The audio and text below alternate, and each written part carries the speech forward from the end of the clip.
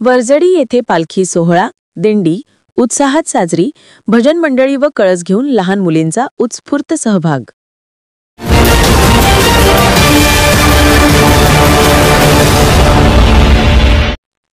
यवतमाळ जिल्ह्यातील वणी तालुक्यातील श्री जगदंबादेवी संस्थानतर्फे नवरात्रोत्सव यंदाही मोठ्या उत्साहात सुरू झाला आहे।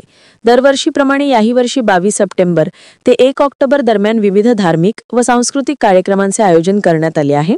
त्याचा एक भाग म्हणून दिनांक श्री जगदंबादेवी संस्थेच्या वतीने नवरात्र महोत्सव निमित्ताने पालखी सोहळा दिंडी उत्साहाचे आयोजन करण्यात आले होते।